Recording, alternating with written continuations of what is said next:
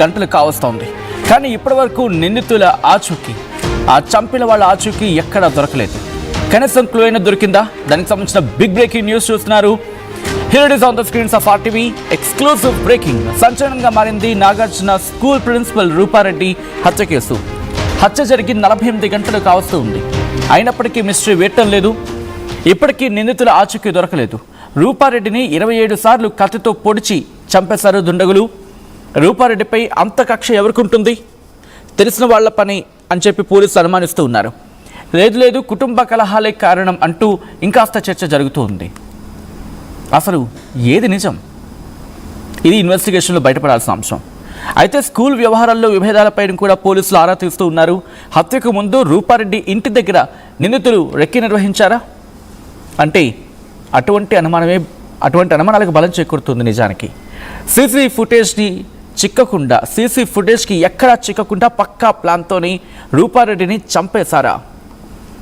ప్రస్తుతం ఇటువంటి అనుమానాలకు బలం చేకూర్చేలా ఉంది ప్రతి అడుగు నిందితులది. ఫ్రెండ్స్ వచ్చారని చెప్పి మంగళవారం సాయంత్రం 5:30 గంటలకు స్కూల్ నుంచి ఇంటికి వెళ్లారు రూపారెడ్డి ఇంటికి వచ్చిన ఆ స్నేహితులు ఎవరు? స్నేహితులు వస్తున్న విషయం భర్తకు రూపారెడ్డి చెప్పారా లేదా? ఆ స్నేహితులు ఎవరు? రూపారెడ్డి భర్తకు తెలుసా తెలీదా? హత్య జరిగిన రోజు భర్త రాజేందర్ రెడ్డి ఇంట్లో లేకపోవడంపై ఆరా తీస్తూ ఉన్నారు. ఘటనకు ముందు తర్వాత ఆ ఫోన్ కాల్స్పై కూడా పోలీసులు ఫోకస్ చేస్తూ ఉన్నారు.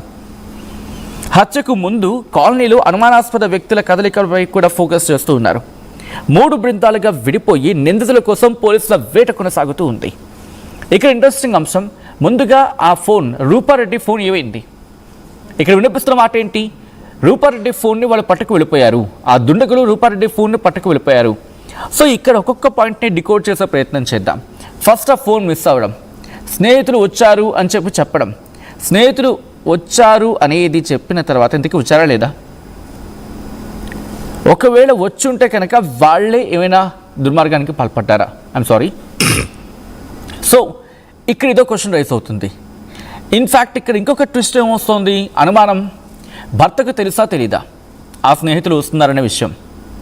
కాబట్టి ప్రస్తుతం ఆ ఫోన్ కనుక దొరికితే ఫోన్ డేటా ప్రకారం ఇన్వెస్టిగేషన్ ఇంకా ఇన్డెప్త్కి వెళ్ళే అవకాశం ఉంది. ఇన్డెప్త్ ఇన్వెస్టిగేషన్లో మరికొన్ని విషయాలు బయటపడే అవకాశం ఉంది. And continue to this phone conversation. Of course ఆ నెంబర్ తెలుస్తుంది కాబట్టి నెట్వర్క్ని అడిగితే బహుశా ఆ డేటా ఇచ్చే అవకాశం ఉంటుంది. దానికి ఫోన్తో సంబంధం లేదు. బట్ ఫోన్లో ఉండే డేటా అనేది కీలకం అవుతుంది. కాబట్టి నిందితులు ఎవరు? ఎక్కడి నుంచి వచ్చారు?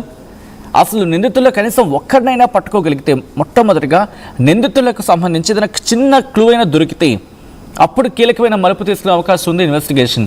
రిమెంబర్, ఆ ఇంటి సీసీ ఫుటేజ్ ప్రస్తుతం పోలీసులు పరిశీలించడం జరుగుతోంది.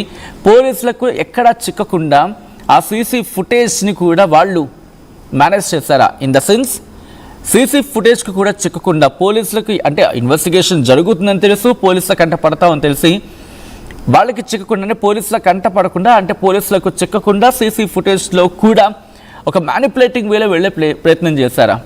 రూపారెడ్డి ఒక్కరే ఉన్నారా ఇంట్లో ఆ టైంలో అంటే దాదాపు అవుననే మాట వినిపిస్తోంది. ఒకవేళ ఒక్కరే ఉంటే స్నేహితులు అనే పదం ఇక్కడ వినిపిస్తున్న సందర్భంలో ఆ స్నేహితులు ఎవరు? వచ్చారా లేదా? లేకపోతే స్నేహితులు అనే పేరుతో వాళ్ళని ఎక్కడైనా మభ్యపెట్టి వాళ్ళ ప్లేస్లో వేరే వాళ్ళు ఎవరైనా వచ్చారా? ఎందుకంటే రిమెంబర్, తన ఒక స్కూల్ ప్రిన్సిపల్ కాబట్టి ప్రతి విషయంలో జాగ్రత్తగా ఉంటారు. ఇంటికి వచ్చేవాళ్ళు ఎవరు? ఎందుకంటే అంత పెద్ద ఇంట్లోకి డైరెక్ట్గా ఎవరు పడితే వాళ్ళు వచ్చారు కదా. అయితే తెలిసిన వాళ్ళ పని అయినా అయి ఉండాలి. లేకపోతే దొంగతనానికి వచ్చి, ఇక్కడ ఇంకొక మాట వినిపించింది ఏమని? తన ఒంటి మీద ఉన్న ఆ బంగారాన్ని, తన శరీరం పైన ఉన్న బంగారాన్ని ఎక్కడ తీసుకువెళ్ళలేదని చెప్పి. ఒకవేళ దుండగులే కనుక వస్తే, దొంగతనానికి వస్తే కనుక ఎందుకు ఒంటి మీద ఉన్న బంగారాన్ని అపహరించుకోకుండా వెళ్ళారు? ఎందుకంటే సాధారణంగా దొంగల లక్షణం గురించి మాట్లాడుకుంటే వస్తారు, ఆ ఇంట్లో ఉండి ఆ సామాను ఎత్తుకెళ్ళిపోతారు. అడ్డుపడిన సందర్భంలో అటాక్ చేసి వాళ్ళ మీద ఉన్న సొత్తును కూడా పట్టుకెళ్ళిపోయే ప్రయత్నం చేస్తూ ఉంటారు. అంటే వాళ్ళ ఒంటి మీద ఉండి ఆ ఆభరణాలని పట్టుకెళ్ళిపోయే ప్రయత్నం చేస్తూ ఉంటారు. సో ఇన్ని డాట్స్ ఎక్కడ కనెక్ట్ కావటం లేదు. అంటే డాట్స్ అయితే కనిపిస్తూ ఉన్నాయి కానీ ఎక్కడ కనెక్ట్ కావట్లేదు. బహుశా పోలీసులు ఈ అన్ని కోణాల్లో కూడా దర్యాప్తు జరుపుతున్నారు. ఏకంగా 3 బృందాలుగా విడిపోయి పోలీసులు నిందితుల కోసం వేట కొనసాగిస్తున్నారంటే అర్థం చేసుకోవచ్చు. క్లూస్ టీం అక్కడికి చేరుకుంది. క్లూస్ టీం చేరుకొని వాళ్ళు ఆ క్లూస్ని సేకరించే పనిలో ఉన్నారు. దాంతోపాటు డాగ్ స్క్వాడ్ కూడా అక్కడికి చేరుకుంది. డాగ్ స్క్వాడ్ చేరుకొని ఎవరెవరి పాత్ర ఉండుంటుంది అనే కోణంలో అన్ని అంశాల్లో కూడా అన్ని కోణాలు కూడా దర్యాప్తు జరుపుతూ ఉన్నారు. ఇది ఇంట్లో వాళ్ళ పని అయి ఉంటుందా, లేకపోతే బయట వాళ్ళ పని అయి ఉంటుందా, లేకపోతే దొంగతనానికి వచ్చి అటువంటి అంటే దొంగతనానికి పాల్పడే సందర్భంలో అడ్డుపడిన క్రమంలో ఏవైనా అటాక్కి పాల్పడ్డారా? ఇలా రకరకాల అనుమానాలు అక్కడ డెవలప్ అవుతూ ఉన్నాయి. అసలు కుటుంబం అనుమానం ఏంటి? అట్ ద సేమ్ టైం రూపారెడ్డికి సంబంధించి ఫోన్ విషయంలో పోలీసులు ఎటువంటి పురోగతి సాధించారు? దీనికి సంబంధించి డీటెయిల్గా మాట్లాడుకునే ప్రయత్నం చేద్దాం. అండ్ పూర్తి సమాచారం అందించేందుకు మా ప్రతినిధి అచ్యుత్ సిద్ధంగా ఉన్నారు. అచ్యుత్ దగ్గరికి వెళ్తూ ఉన్నాను. అచ్యుత్, ప్రస్తుతం ఈ డీటెయిల్స్ మీరు క్లోజ్గా ట్రాక్ చేస్తూ ఉన్నారు. సో దాదాపు 48 గంటలు కావస్తోంది రూపారెడ్డి మరణించి. ఏమైనా డెవలప్మెంట్ ఉందా? పోలీసులు ఏమైనా ఇన్వెస్టిగేషన్లో పురోగతి సాధించారా? Good morning Sachin. మొత్తం కూడా ఏదైతే కొండమల్లిపల్లిలో జరిగినటువంటి ఈ హత్యకు సంబంధించి 48 గంటలు అవుతున్నా కూడా ఇక్కడ వరకు ఎలాంటి పురోగతి లేదని కూడా చెప్పుకోవచ్చు. పోలీసులు మాత్రం మేము 3 బృందాలను ఏర్పాటు చేస్తాం, గాలింపులు చర్యలు చేపడుతున్నాం, అన్ని విధాలు కూడా దర్యాప్తు చేస్తున్నామని కూడా చెప్తున్న పరిస్థితి కనబడుతుంది. ముఖ్యంగా కూడా ఈ మర్డర్ చేసింది ఎవరు అనేది మాత్రం కూడా పూర్తిగా ఇంకొక క్లారిటీకి రానట్టు పరిస్థితి. మొత్తం కూడా ఎవరైతే ఈ మర్డర్ చేసిన ఆ దుండగులు ఉన్నారో సీసీ ఫుటేజ్ లో కూడా ఎక్కడ కూడా కనిపించకుండా కూడా ముందస్తు జాగ్రత్త పడ్డట్టు. దయచేసి ఇంగ్లీష్లో పదాన్ని మీరు మినహాయించే ప్రయత్నం చేయండి. చంపేసే అనే పదం కాస్త మీరు ఉపయోగించే ప్రయత్నం చేయండి, ఎందుకంటే యూట్యూబ్ రిస్ట్రిక్షన్స్ కారణంగా. Please continue Achyut. Okay Sachin, మొత్తం కూడా సీసీ ఫుటేజ్ లో కూడా ఎక్కడ కూడా వాళ్ళు పడకుండా కూడా చాలా జాగ్రత్త చూస్తున్న పరిస్థితుల్లో మొత్తం కూడా రెక్కి నిర్వహించినారు. చాలా రోజుల నుంచి కూడా రెక్కి నిర్వహిస్తున్నారన్న. ఎందుకంటే అక్కడ ఉన్నటువంటి ఏదైతే రూపారెడ్డి నివసిస్తున్నటువంటి కాలనీ కూడా చాలా అఫీషియల్ కాలనీ.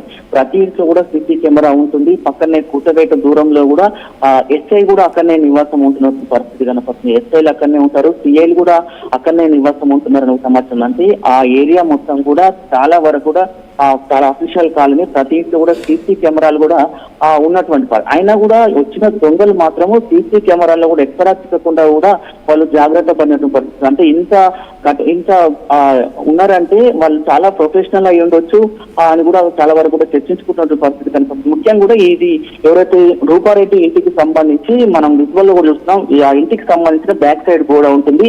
బ్యాక్ సైడ్ గోడ వెనక మాత్రం కంప చెట్లు ఉంటాయి. అక్కడ మాత్రము సీసీ కెమెరా లేదు. ఒకవేళ దుండగులు అందులో నుంచి దునికి వచ్చి రూపారెడ్డిని హత్య చేశారా అనేది కోణం ఇస్తూ మొత్తం కూడా 2 కోణాల్లో కూడా పూర్తిగా దర్యాప్తు చేస్తున్నారు. మొత్తం 2 కోణాలు. ఒకటి, ఎవరైనా దొంగలు వచ్చి దోచుకపోవడానికి వచ్చి హత్య చేశారా, లేకపోతే ఏమైనా ఆర్థిక లావాదేవీలు. ఎవరైతే రూపారెడ్డి ఉన్నారో, రూపారెడ్డి ఏమో విద్యా సంస్థ ప్రిన్సిపాల్ గా ఉన్నది, ఆమె భర్త మాత్రం రియల్ ఎస్టేట్ వ్యాపారం చేస్తున్నట్టు సమాచారం ఉంది. మొత్తం కూడా ఒక కొడుకు, మొత్తం 3 ఉంటారు. వీళ్ళకు హైదరాబాద్ లో కూడా ఇల్లు ఉన్నది, గుర్రంగూడలో ఇల్లు ఉన్నది, ఇక్కడ కొండమల్లెపల్లిలో కూడా ఇల్లు ఉన్నది.